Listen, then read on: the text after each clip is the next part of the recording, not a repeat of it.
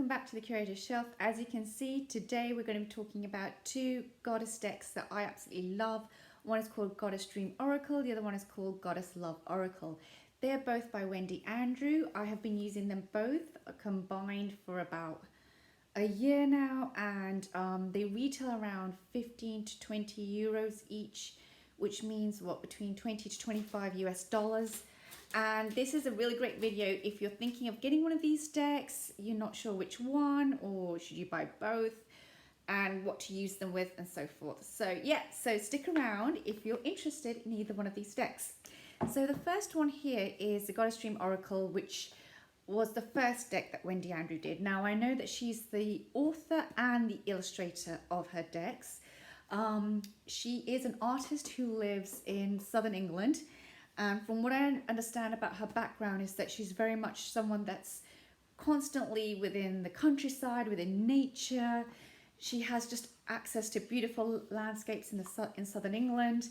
And so encouraged by her family from a very early age, from her father, I think, who's an artist, she always basically, worked on her artist skills, and so these decks were born. I also know that she's done a book in 2008, so yeah, this is an author that just basically, I think she has a lot of beautiful skills and artistry to offer to the oracle world, and she draws upon the divine energy. Now these are the back of the cards, which are just gorgeous, and this kind of like theme reminds me more of the spring and summer. But the reason why I think that this is a fantastic deck is because I used it throughout winter and it was just as brilliant. The first time that I saw this deck, the initial review somebody had done, there was a mention that there was a lack of diversity, and I was a bit put off by that. But as I kind of like saw more and more of the deck, I thought it would be actually a good deck just to try out. And I disagree with the initial thoughts. I don't know whoever had them. I think this deck does have diversity. I particularly noticed a difference in what's known as phenotype, which means facial features which draw upon other cultures, you know, not just the Northern European cultures that we see, but more of a kind of like a diversity in that sense. So I personally saw that this deck has a really, really rich offering in that sense. My other favorite is, of course, beyond just the art, which you can just tell is just stunning here, is that she's given a keyword and a little phrase or a few words to go with it. And what I particularly like is that it's a very soft, soothing energy. This is a great deck if you need something comforting, if you're going through a difficult period. I particularly used this deck quite a lot when I was going through quarantine in the winter, November, December, and then of course into early this year, because it was just so, it was dark, it was quite lonely actually, and this deck was just great. It gave me the kind of like a few encouraging words, you know, at night before I went to bed. And I think the other part of this that I really like, and I'm just going to quickly go through this, is the guidebook. So yeah, she's done a phenomenal job. I mean, look at that. I mean, she's done it so well. And I think she's done a phenomenal job in also covering the Wheel of the Year aspects. So this is a deck that would go very, very well with any Celtic, pagan, earthy decks that you might have. You can also pair it with some traditional Rider-Waite-Smith clones, which I'm going to show you in a moment. But it's a deck that goes beautifully with so many others because of its color tones. I think that's part of its versatility. And so I think it's kind of like a classic in my collection. And I am going to be not letting it go, hopefully, for a very long time, if not ever, basically. I love this deck. And I bought it at a time when I was just coming back to tarot last year. You know, during the pandemic, I really wanted to come back to trying tarot again, and it was just a great way for me to settle back into the energies of working with cards. So yeah, so this is the Goddess Dream Oracle. Oh, that's the back of the box. This is the front.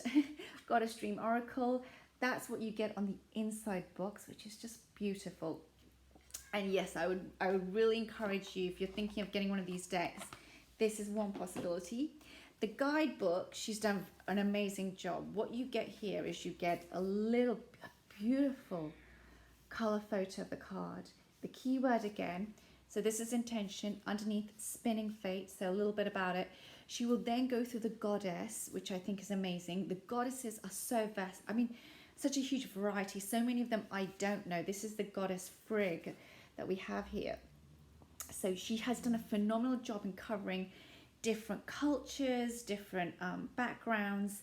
So you get a bit about the goddess.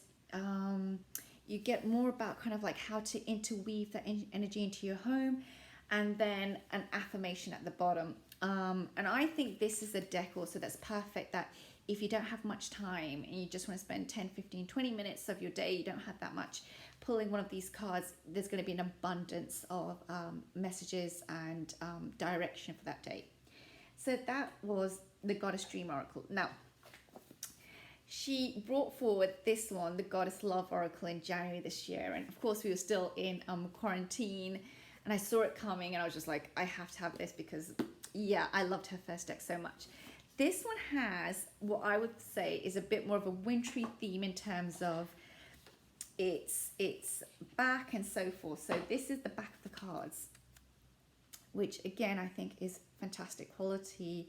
These are produced by Rockpool, that's the publishing company. So there you go, that's the logo of Rockpool. And again, retailing around 15 to 20 euros. They are glossy, but I don't think that gloss is too high a shine. I think it's perfect.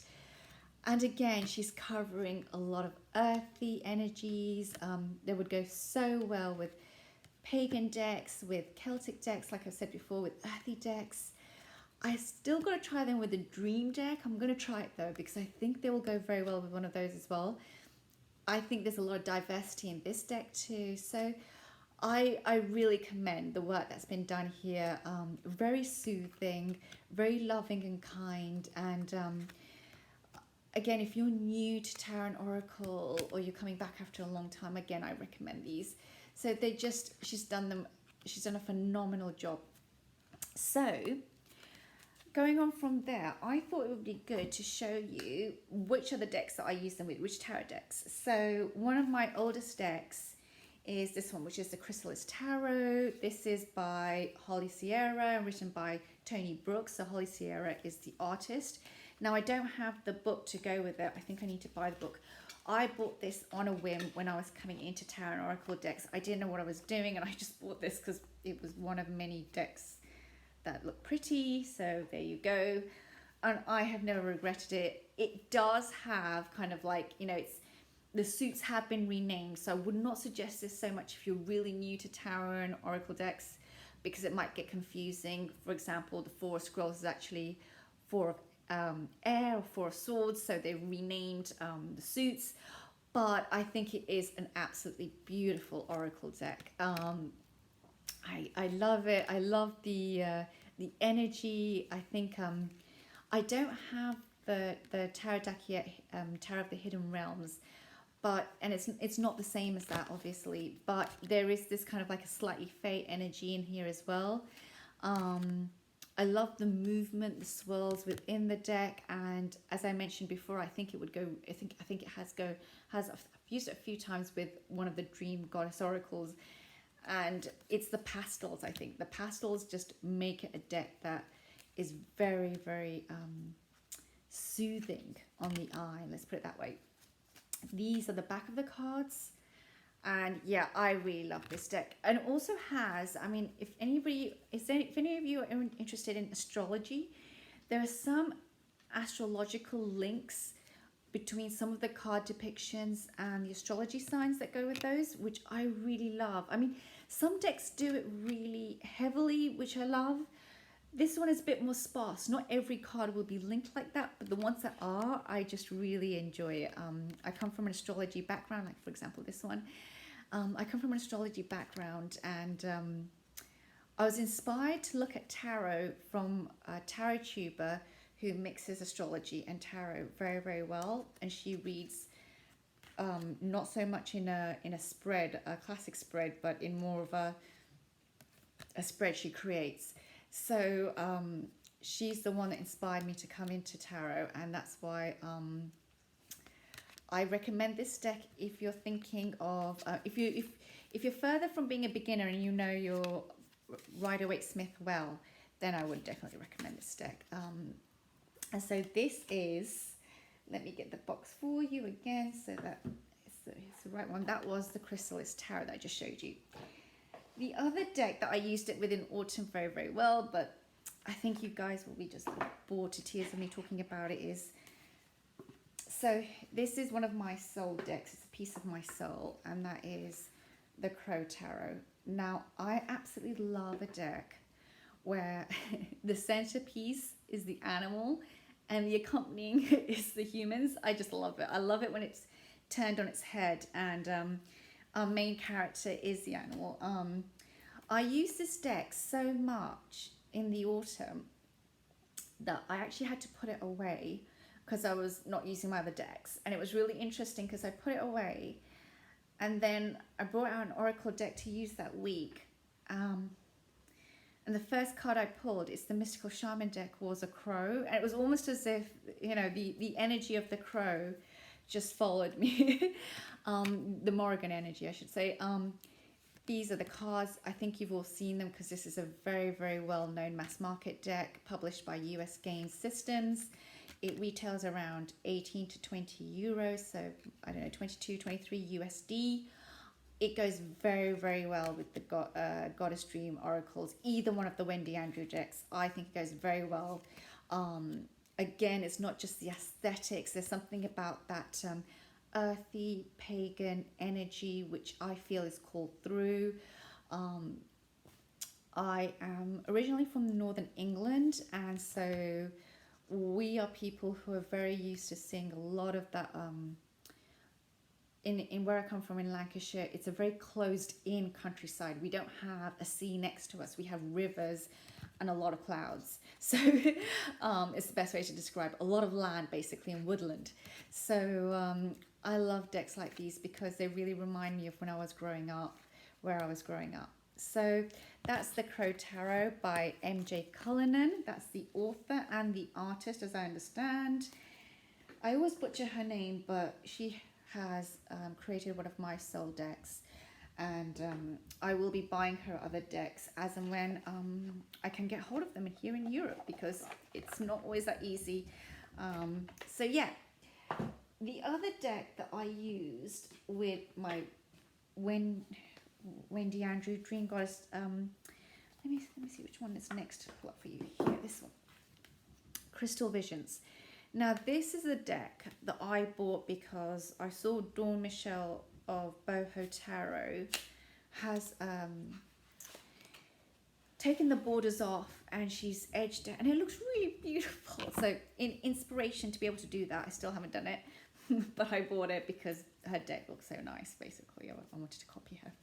And she's done a great review of some of these decks. And again, it's the pastels, it's the soft feminine energy, and I keep saying that because I've got to remember that you don't have to be a woman to have feminine energy or want to tap into that, and decks need to be versatile. So yeah, and I actually have quite a few masculine decks, which one day I can show, but yeah, I really like it when we can just use whatever calls us, basically.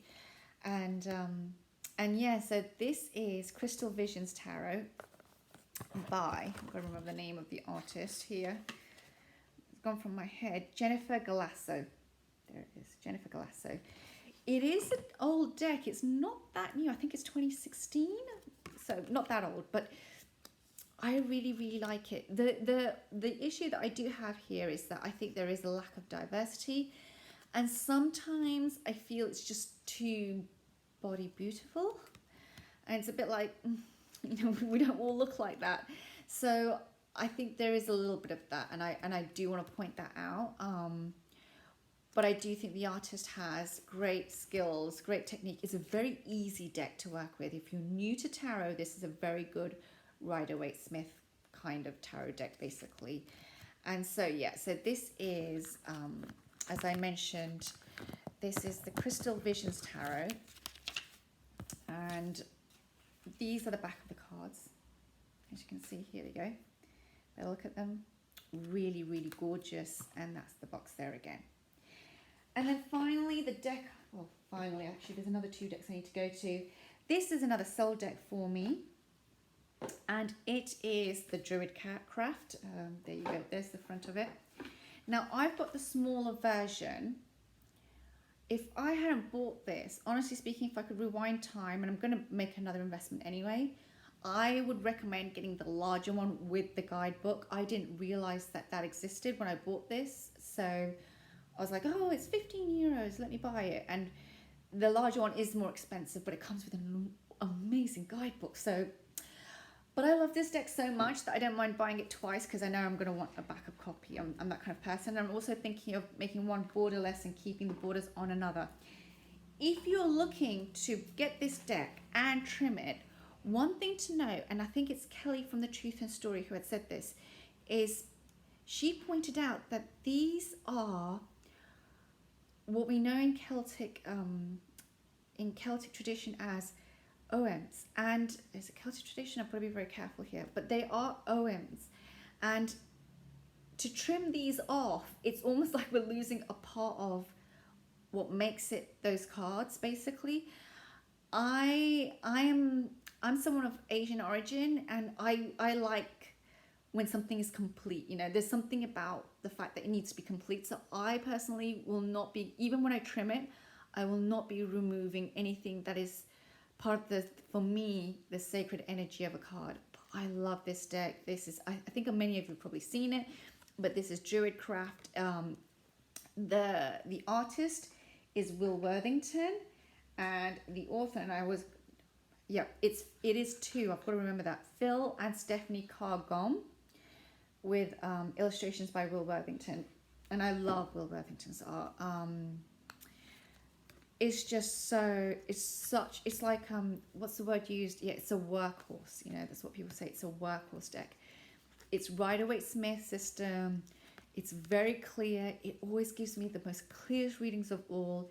When I'm in really, really stuck, or if I'm not in a good place, or if I'm just busy, just if I'm in a space where I just don't have time to, pardon the way I put this, but just not to mess around, like I just want to pull a couple of cards just to help clear what's going on or what's happening with the energy.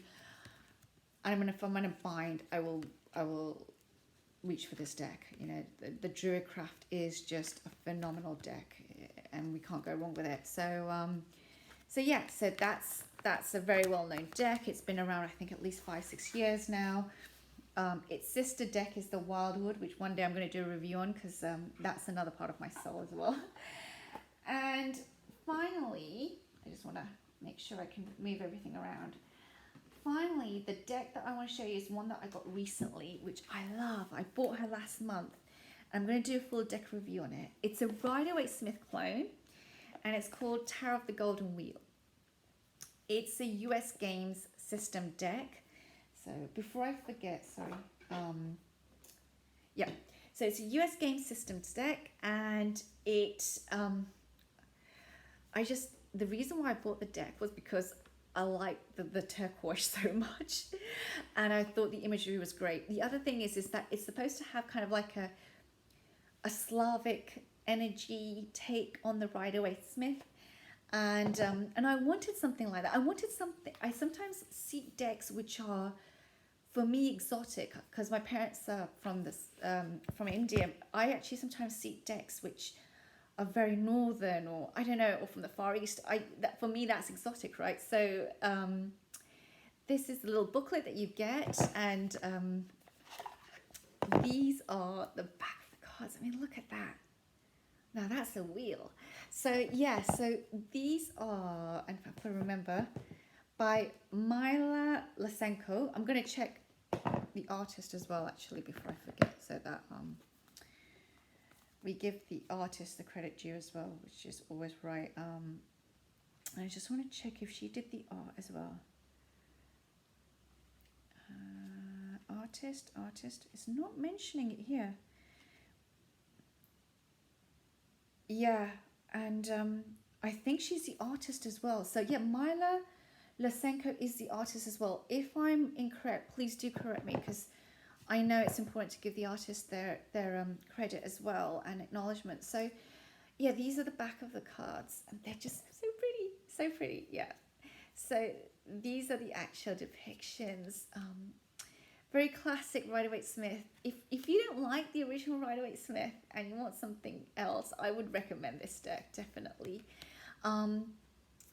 Some may say there's a lack of diversity, but because for me it's based upon a certain region of the world, it's based upon people of that region of the world as well. So I'm not going to pick on that personally for me.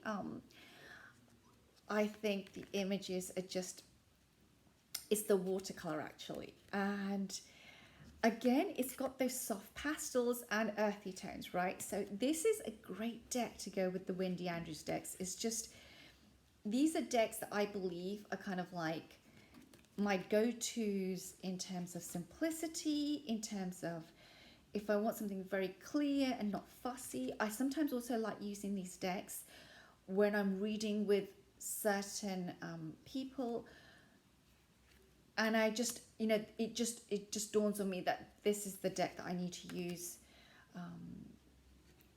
Some people with feminine energies who really need to tap into that divine female energy, these decks go well. I do think though that the best suit in this deck, and it sounds strange, is the wands. Well, they're all great. I love all the suits in this, but the wands, that reddish hue has been done very, very well. He looks a bit like Jesus, doesn't he? But anyway, this is just such a great deck. It's a workhorse. Look at that Queen of Cups. I'm a Scorpio sun, so I love Queen of Cups. And yeah, they've just done her so well. They've done all the cards so well. So yeah, so this is another deck to use with the Wendy Andrew Dream Goddess Oracle deck. So if you've enjoyed this review, well, I hope you've enjoyed this review first and foremost. But the other aspect is that I hope it gives you a bit of an idea if you want to spend the money on either one of these decks and you're not sure what to buy. I just want to hold up the decks again so that I can make sure that you have a good depiction of them. But yeah, so this is also the other inside of the box. So yeah, if you're not sure which ones to buy, these are great. And I've dribbled on for long enough, so that's that one. And I'll just hold up this one from the cover there. There's the Goddess Love Oracle. And yeah, and I hope you've enjoyed this review. Look forward to seeing you next time. Thank you.